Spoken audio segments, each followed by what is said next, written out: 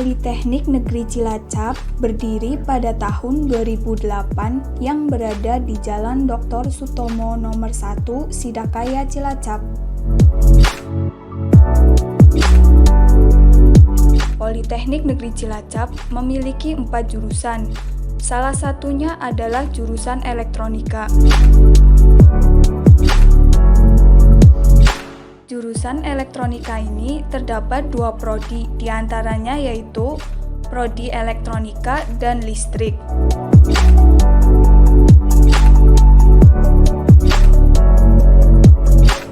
Berikut ini adalah hasil tugas akhir yang diciptakan oleh mahasiswa dan mahasiswi Politeknik Negeri Cilacap.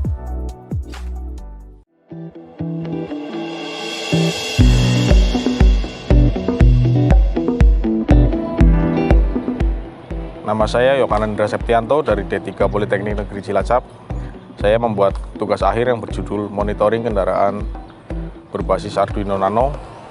Manfaatnya untuk mengurangi tingkat kehilangan pada suatu kendaraan.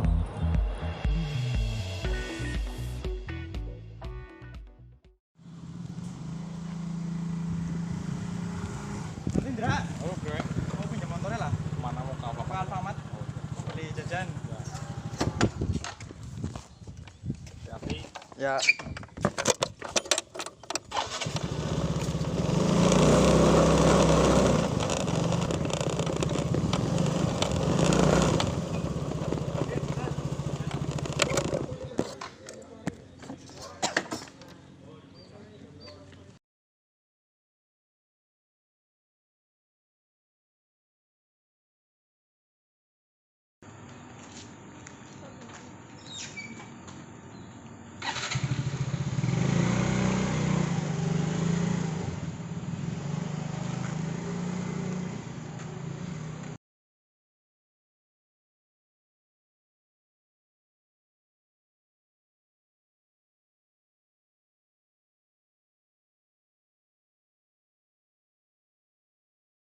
Yuk, kita pamit aja. Duluan ada urusan. Udah, hati-hati. Oh iya.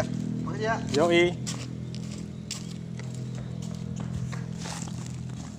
Indra, Kenapa? motornya hilang. Hah? Bisa nih.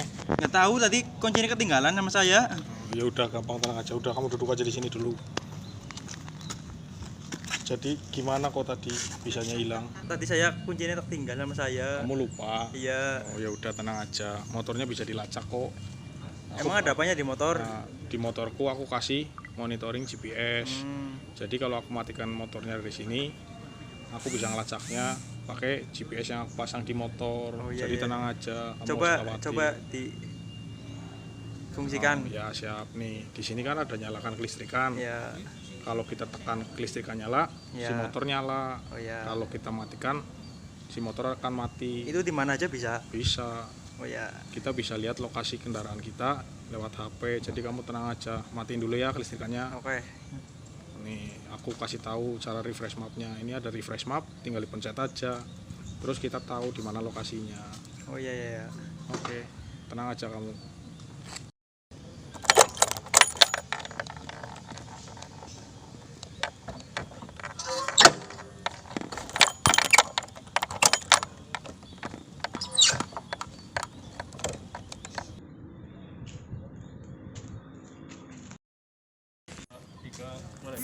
Nah, ini kan lokasinya udah ketemu. Iya. Terus motornya udah aku matiin. Iya. Sekarang kita lihat aja motornya di sana. Emang udah beneran mati di sana? Udah, ayo kita ke sana. Ayo kan, kelihatan Oh motornya iya di sini. beneran Kita mati awal. motornya. Coba kamu nyalain bisa enggak? Iya. Kamu nyalakan? Nggak mau nyala ya? Nah, sekarang aku hidupin lagi ya. Iya. Kok belum nyala? Dulu. Udah, nyalain. Ya, udah nyalain ya motornya? Ya, udah, ayo kita Yuk pulang. pulang yuk.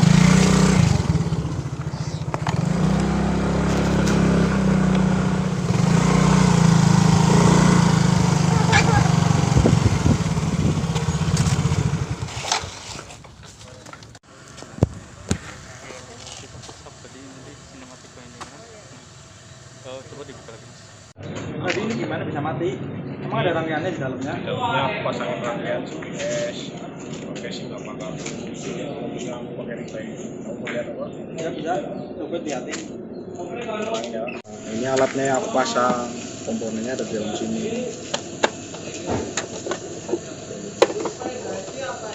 Aku pakai GPS. Ini GPS-nya buat menentukan lokasi. Tadi kan kita udah menentukan lokasi.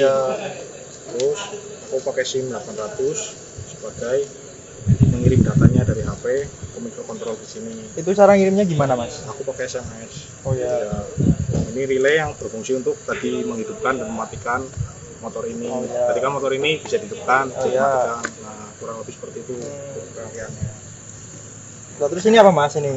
Nah, ini relay, ini fungsinya, ini relay SPDT berfungsi untuk sistem switching pada saat aki kendaraan dilepas sama malingnya. Ya. Jadi kalau malingnya melepas aki ini, otomatis sistem ini akan tetap berjalan karena aku pakai baterai ini. Oh iya ya. Ini berfungsi buat nge-backup daya dari si aki. Jadi nggak bakal mati, mau dilepas aki pun dia tetap bisa berjalan sistemnya. Kurang lebih seperti itu. Oh iya ya. Kamu udah paham? Udah. Jadi tenang aja, motornya nggak bakal hilang.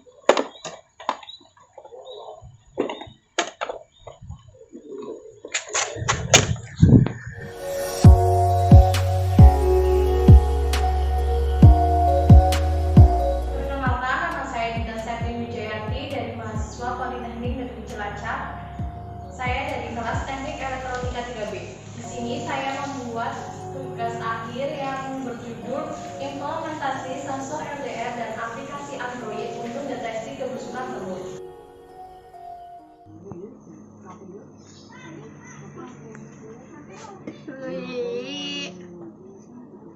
Iya Mbak, beli apa?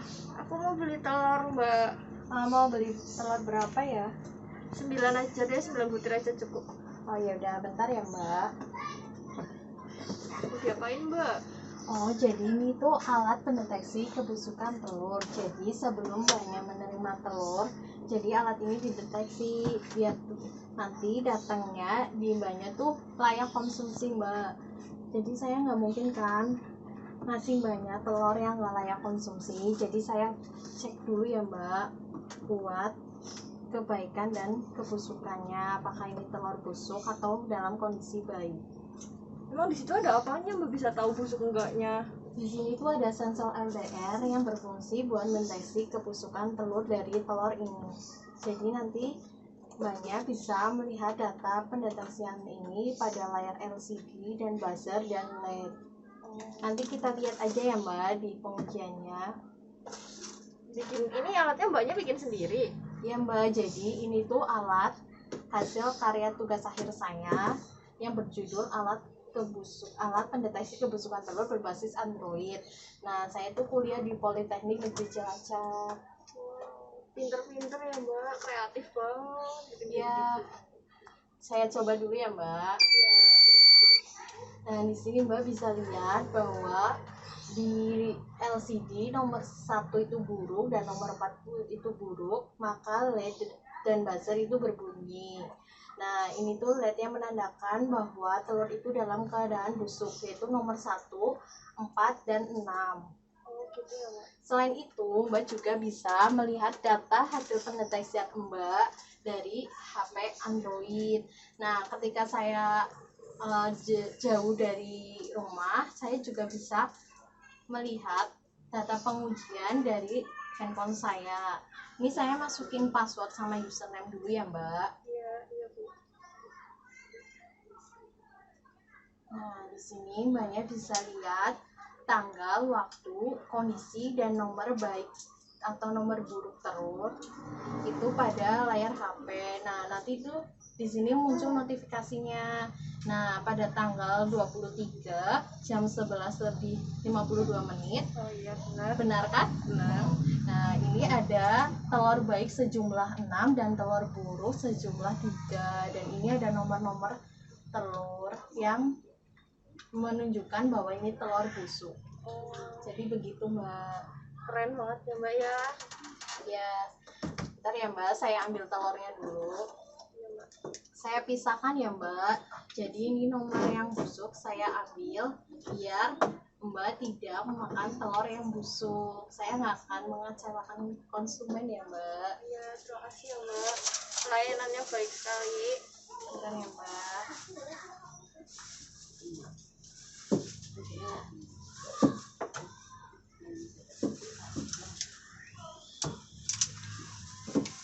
Ini ya Mbak telurnya, jadi total 10.000.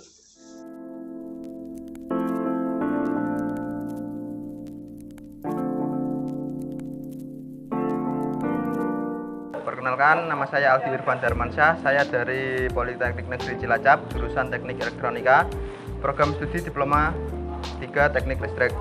Di sini saya membuat alat yang berjudul tentang tempat sampah otomatis berbasis IoT menggunakan sistem hybrid PV Grid. Alat ini difungsikan untuk menghindarkan kita dari tutup tempat sampah yang kotor, sehingga menjauhkan kita dari yang namanya virus dan bakteri. Tempat sampah ini juga dilengkapi dengan sistem IoT yang dimana untuk menghindari penumpukan sampah yang berlebih, sehingga dapat mengurangi polusi udara.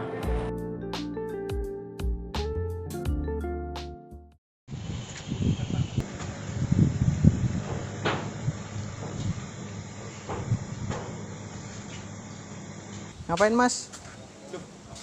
Mas, ini kok nggak bisa kebuka ya tempat sampahnya ya? Oh ya, ini kan tulisannya udah tempat sampah penuh Mas, harus diambil dulu baru bisa kebuka Mas. Oh, Harus diambil dulu. Ini saya apanya? ambil. Tempat sampahnya harus dikosongin dulu.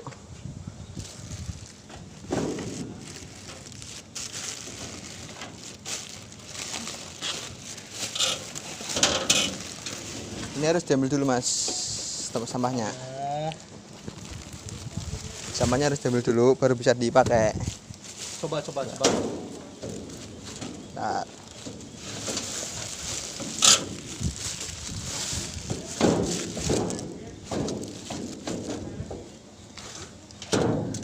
nah, sekarang udah bisa dipakai, coba. Nah, bisa kan? Oh Nah, iya. seperti itu Mas. Oh, ini secara umum sistemnya kayak gimana Bang?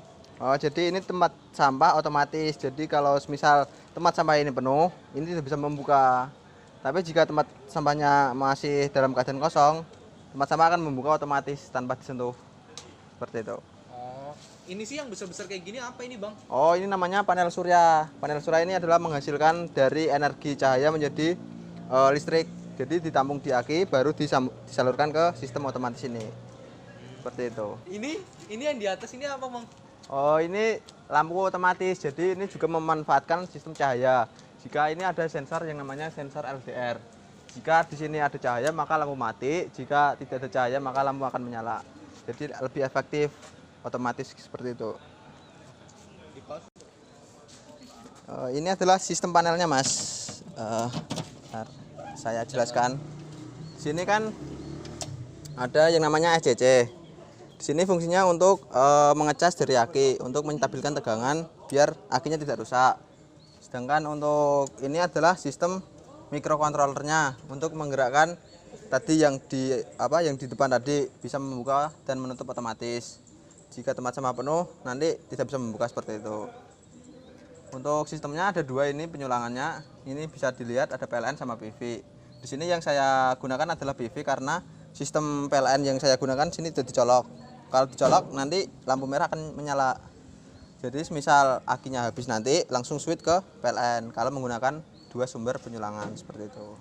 Terus ini yang seperti antena ini apa ini Mas? Oh, ini kan tadi penuh kan tidak bisa membuka. Otomatis saya akan ke sini karena modul ini akan mengirimkan SMS seperti itu. Oh, langsung mengirimkan SMS ke HP Mas. Langsung bisa ke sini saya mengambil sama yang penuh seperti itu. Ya udah, makasih Mas. Oh iya. Lain kali jangan dibuka secara manual Mas.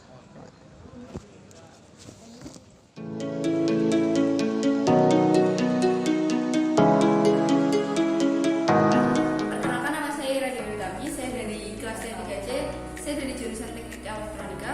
Saya membuat robot tematik simulasi pertanian dengan menggunakan dari wireless.